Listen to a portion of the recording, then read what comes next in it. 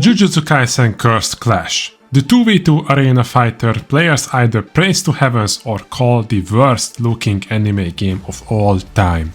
Ever since my battle mechanics update video, we have received a bunch of information. A new scan about 3 new playable characters, an English Twitter page that's been posting about characters we already know, and a brand new scan that goes deeper about character types. In today's video, I will analyze what the character types are and what it means for the future of Jujutsu Kaisen Cursed Clash. Let's get started with the meat and potatoes of the news. The 3 new characters that got revealed to us are Todo, Jogo and Hanami, and we get a quick peek at their cursed techniques. If you have watched the anime, you might be familiar with these attacks. Jogo gets to use fire techniques. He basically uses magma to incinerate his opponents while also being agile, staying at far range. Hanami gets to use plants. We were told that Hanami controls plants to attack her opponents, and if Hanami is anything like in the anime, she will probably gain cursed energy as well by draining power from the earth. Also, I'm kinda confused, is Hanami a he or a she?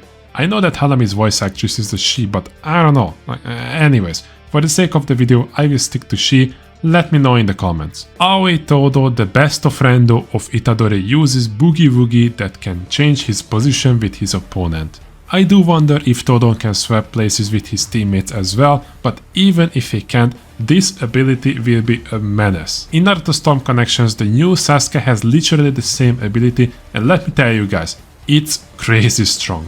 You can literally teleport your enemies into danger, like think about what he will do paired up with Sukuna or Gojo. We do get to see a bit of sneak peek at what awakening attacks and comp attacks are in Cursed Clash, and I could analyze the 2 pictures for the next 20 minutes, but there's a reason why I haven't covered this scan. I had a feeling that we'll get more news either at the PlayStation State of Play or in future scans, and look at that, I was right. It has been revealed to us through the scans that Viking is going to introduce us to 4 different attack types: planned attacks, cursed attacks, cope attacks, and awakened attacks. In the prior scan, we were introduced to planned attacks, which basically increases your curse level, while it also doesn't deal any damage to your opponent. However, cope attacks will. As it's showcased on the scan, it's sort of a team ultimate-ish attack, while not actually being an ultimate. It's basically an attack where you and your teammate has to synchronize to deal massive damage and to gain curse level at the same time. This basically means that if you and your teammate are goated, your opponent's gonna have a hard time. I sort of teased this when I've talked about Joko, but every single character specializes in a certain range. Itadori, Maki, Panda and Inumaki specializes in close range, Megumi, Todo and Hanami specializes in mid-range, Nobara and Jogo specializes in far range, and then we have Gojo and Sukuna who says fuck all the rules, I'm literally the best at everything. We do get to see a bunch of awakened attacks on the scan for 5 characters with added explanation on what awakened attacks are. You are only able to do 1 awakened attack per battle and only if your curse level reaches max, and it is also important to mention that there are also awakened attacks that power you up, so you have to choose wisely. You have to decide on how you're going to fight. Itadori's awakened attack is basically 4 Black Flash in a row. He'll punch you 4 times to destroy you.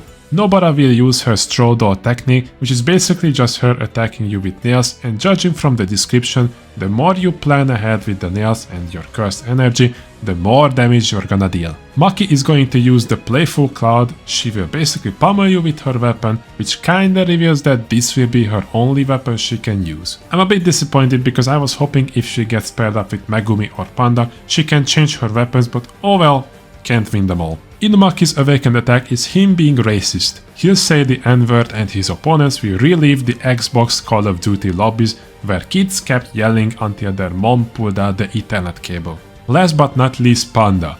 He will activate his gorilla mode and throw hands. We get to see the 3 new playable characters doing some sort of cinematic attacks, most likely their awakening attacks, and we find out that Joko is popular across the development team, which means zoning will probably be a thing. All of these types seem good and all, but I do have one slight concern which I hope a future scan will address, and that is if we'll be able to use all of that at the same time, or if we'll have to wait and select the type at the beginning of the game. In the past, Naruto Storm Revolution and the upcoming projectile fighting game separated types where it forced you to choose at the very beginning of the game, and while I do see why that would be needed in Project L, when it came to Naruto Storm Revolution, the community hated it. Jujutsu Kaisen Cursed Clash so far seems to be a game that enables variety when it comes to playing the game, and if you'll get forced to choose at the start, I can almost guarantee that the player base will hate choosing. But that's just me guessing based on a past example, we'll have to wait and see. That's it for the scans for now. The English tutorial page posts on a daily basis, or at least that's what it seems like. They post something about the game on work days, so don't expect anything new on the weekends.